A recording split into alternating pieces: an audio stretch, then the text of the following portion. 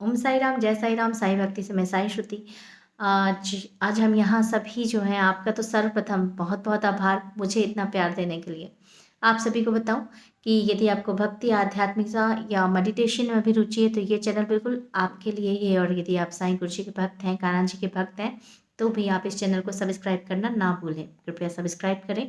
और यदि आप मुझे फॉलो करना चाहते हैं तो आप बिल्कुल श्रुति शुक्ला हमारी आईडी है, फेसबुक में आप हमें फॉलो कर सकते हैं। तो यहाँ मैं आपके समक्ष आज श्री साई सच्चित के अध्याय 29 की एक कथा का वर्णन करा रही हूँ और उस वर्णन को मैं बता रही हूँ। तो यहाँ चलिए आप सभी को मैं 29 में क्या है पता है आपको? जो साईं गुरु जी है ना, शिरडी साईं बाबा, उनकी एक आदत ये थी कि वो ना कभी कभी जो है अपने भक्तों से या तो वो भक्तों को स्वयं रुपए देते थे या तो भक्तों से स्वयं रुपए ले लिया करते थे। जिनकी मर्जी जिनसे रहती थी तो वो स्वयं अपने आप जो है उनसे डिमांड करते थे, बोलते थे भाई इतना रुपए जो है आप मुझे दो। और भक्त जो है देते थे। और कभी कभार तो ऐसी स्थिति हो जाती थी कि भक्त स्वयं चाहता है कि नहीं बाबा मुझसे ले पैसे, लेकिन बाबा उनसे बिल्कुल नहीं लेते थे। तो आज मैं आपको कैप्टन हाटे की जो कथा है, जो कि श्री साई सचरित के अध्याय 29 का प्रसंग है, वह आप सभी के समक्ष प्रस्तुत कर रही हूँ। तो चलिए, क्या होता है कि जो कैप्टन हाटे हाटे थे वो बाबा के बहुत बड़े भक्त थे और बाबा को बहुत मानते थे।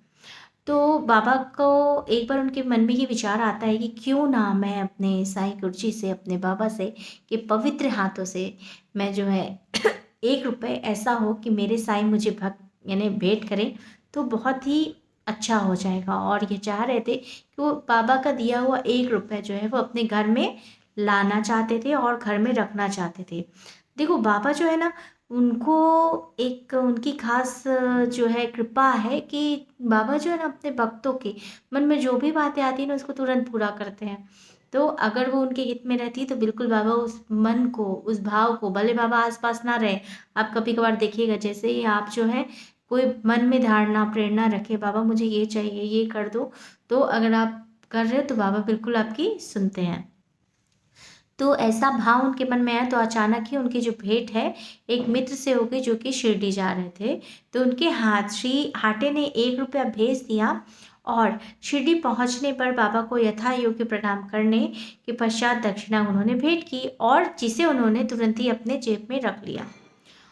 और तत्पश्चात ही उन्होंने कैप्टन हाटे का रुपया भी अर्पण किया और उन्होंने जिसे वे हाथ में लेकर गौर से निहारने लगे। उन्होंने उसका अंकित चित्र ऊपर की ओर कर अंगूठे पर रख खनखनाया और हाथ में लेकर देखने लगे।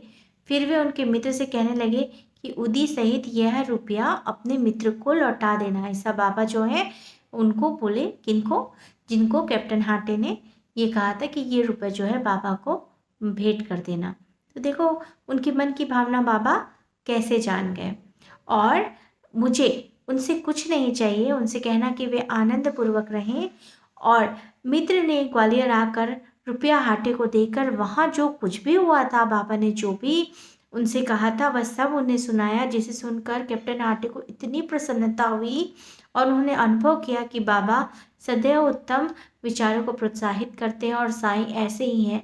चाहे साईं गुरु जी का भक्त चाहे जहाँ भी रहे, उनके मन में जो भी मनोकामना होती है, जो भी कामना रहती है ना बाबा को लेके, तो बाबा इतने प्यारे हैं, साईं गुरु जी इतने अच्छे हैं कि वो अपने सारे भक्तों की सारी मनोकामनाएं पूर्ण करते हैं। और हम हमेशा ये जानते हैं बाबा के वचनों में, बाबा हमेशा कहते हैं भार तुम्हारा मुझ पर होगा, बंधन ना मेरा झूठा हो गया।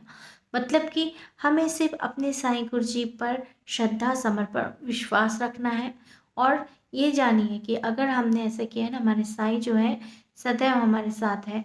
सोचो कहाँ थे कैप्टन हाटे और कहाँ उन्होंने अपने दोस्त को दिया कि नहीं ये जो 1 रुपये है। तो भाई बाबा को कैसे पता चला कि ये जो पहला वाला रुपया है वो तो स्वयं उनके दोस्त ने चढ़ाया, बाबा ने दे दिया। और दूसरा वाला जो 1 रुपये का सिक्का उन्होंने ये भाव से कि ये कैप्टन हाटे का है और उससे जो है मुझे जाकर वापस करना है, और ये सिक्का भेंट किया बाबा को। तो बाबा को कैसे पता चला कि कैप्टन हाटे का सिक्का है ना, दूरदर्शी और दूरगामी हमारे साईं गुरु जी। तो हमारे बाबा ऐसे ही हैं, हमें बस उन पर श्रद्धा भक्ति समर्पण, उनको कुछ नहीं चाहिए, उनको सिर्फ हमारे भाव चाहिए।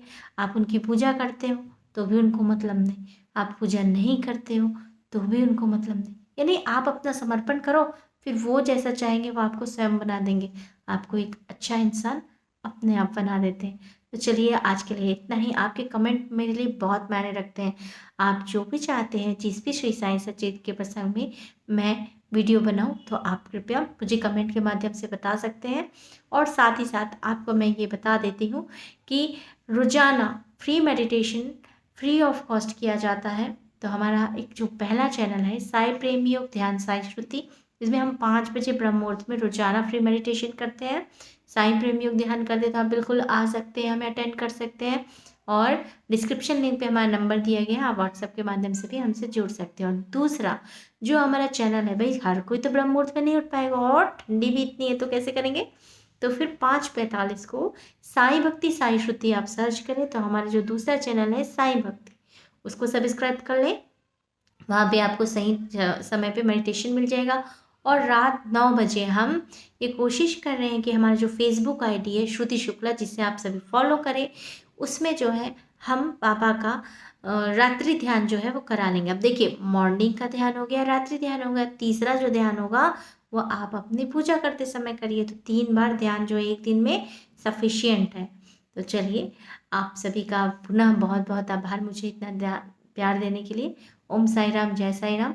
साई कान्हा से प्रार्थना है कि आप सभी के जीवन में सुख समृद्धि उन्नति बने रहे।